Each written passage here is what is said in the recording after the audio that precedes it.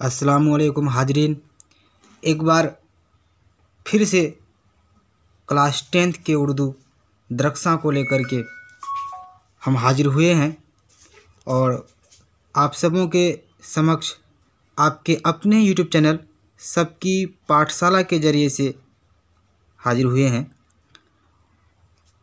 आज हम लोग क्लास 10th के दरक्षा के उर्दू का जो नज़म वाला हिस्सा है उसमें हम लोग दूसरा नज़म पढ़ेंगे जिसका नाम है इंडिया गेट।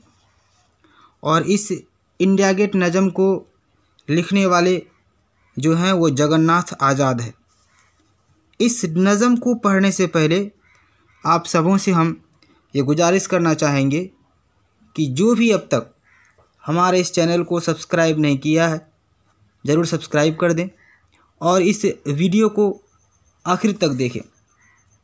हम इस वीडियो को ख़ास तौर पर क्लास 10th के जो स्टूडेंट्स हैं, जो पढ़ने वाले विद्यार्थी हैं, तालिब इल्म हैं, उसके लिए बना रहे हैं ताकि मैट्रिक के इम्तिहान में उर्दू में उसे अधिक से अधिक मार्क्स आए, वो अच्छा अंक प्राप्त करे।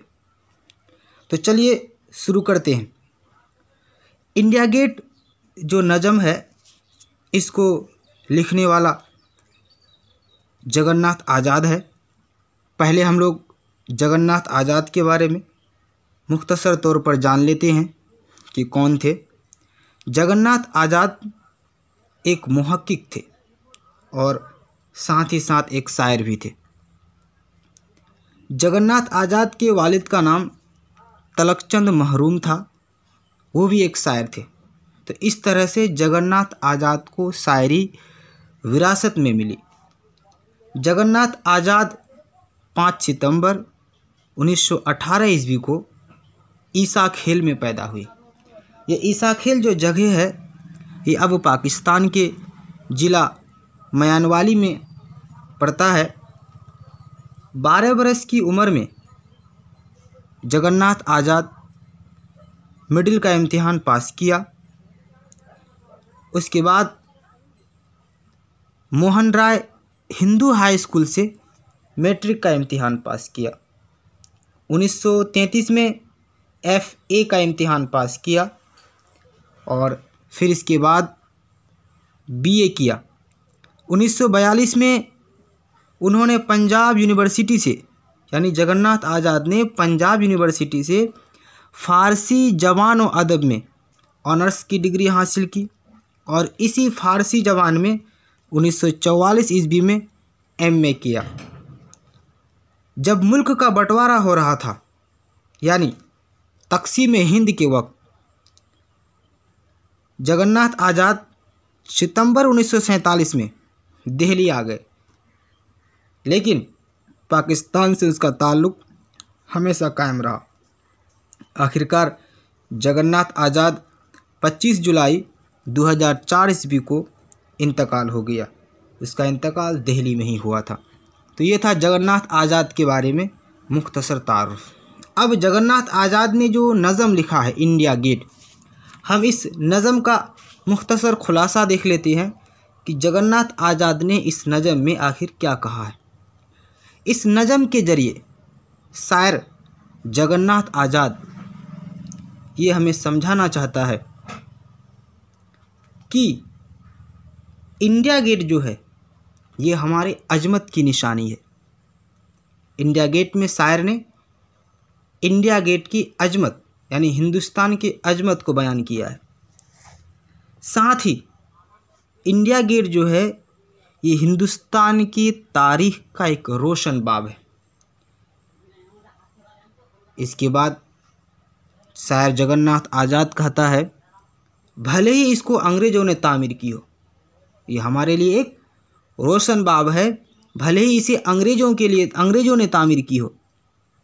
फिर आगे चल के अपने मुल्क वासियों को, वतन के वासियों को ये बात समझा रहा है कि हमें अपनी अजमत की पहचान के लिए दूसरों के दस्त नगर क्यों होना पड़ रहा है।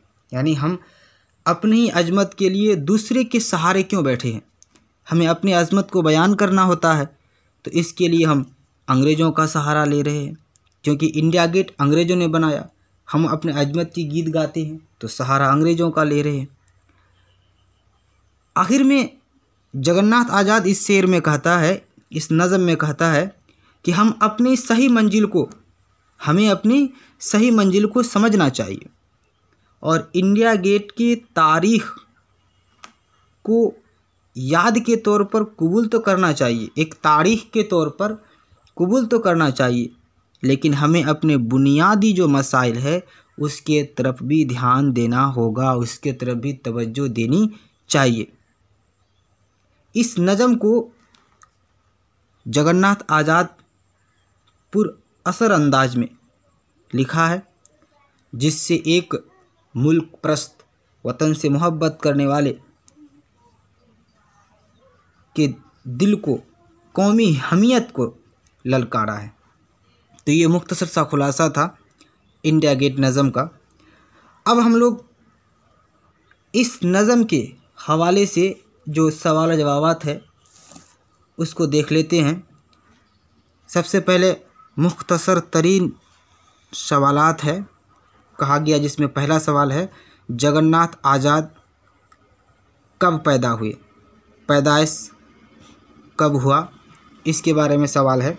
तो जगन्नाथ आज़ाद 5 सितंबर 1918 ईस्वी को ईसा खेल में पैदा हुए।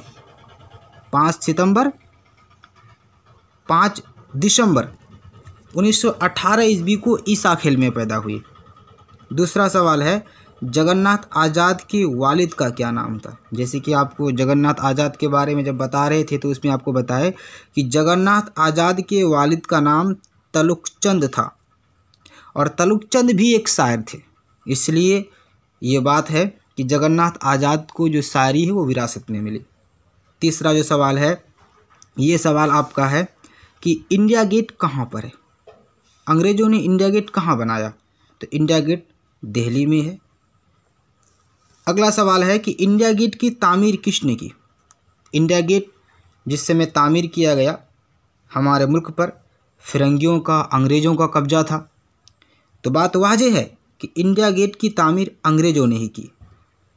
इसके बाद मुख्तसर सवालात है, आइए इसे भी देख लेते हैं। पहला मुख्तसर सवाल है कि नज़म की मुख्तसर तारीफ़ कीजिए। नज़म की मुख्तसर तारीफ़ कीजिए, नज़म क्या है। तो जवाब इसका ये है कि नज़म के लग़वी मानी में, जो लग़वी मानी है नज़म का, वो इंतज़ाम व तरबियत या आराइश करने के हैं।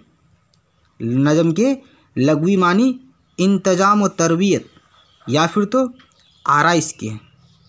आम मफ़हूम में आम तौर पर ये कहा जाता है कि आम मफ़हूम में यह लफ्ज़ यानी नज़म का लफ्ज़ नसर के मुकाबले में, नसर के मध्य मुकाबिल के तौर पर इस्तेमाल होता है। इससे मुराद पूरी शायरी होती है। नज़म के लिए ना तो हैयत की कोई कैद है और ना मौजूआत की, हर मौजू पर नज़म लिखी जा सकती है, नज़म के मौजू की कोई कैद नहीं। अगला सवाल है जगन्नाथ आज़ाद के 3 शायरी मजमुआ का नाम लिखें। शायरी के जो जगन्नाथ आज़ाद शायरी किए हैं उस शायरी के 3 मजमुआ का नाम लिखने के लिए कहा जा रहा है। तो जगन्नाथ आज़ाद के 3 शायरी मजमुआ का नाम इस तरह से है। पहला है सितारों से जर्रों तक, सितारों से जर्रों तक। दूसरा जो है वो है वतन में अजनबी, यानी अपने ही वतन में अजनबी। और तीसरा जो है वह कहकशां है। मुख्तसर सवालात में जो आखिरी सवाल है, वो आखिरी सवाल आपका है जगन्नाथ आज़ाद के मुख्तसर हालात 5 जुमलों में लिखे, यानी जगन्नाथ आज़ाद के हालात के बारे में लिखना है।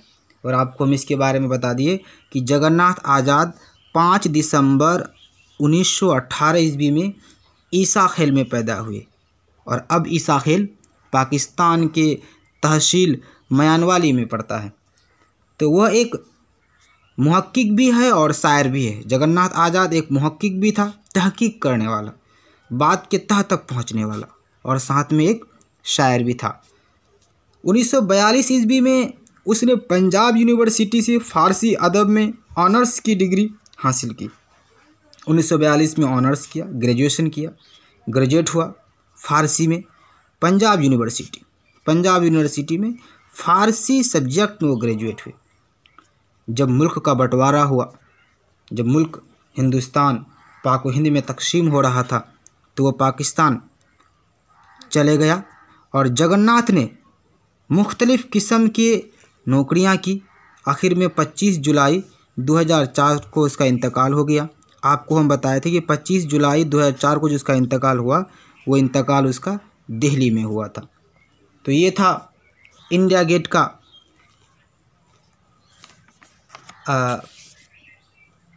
लेसन जो यहाँ ख़त्म होता है।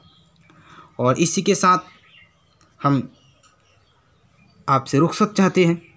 अस्सलाम वालेकुम।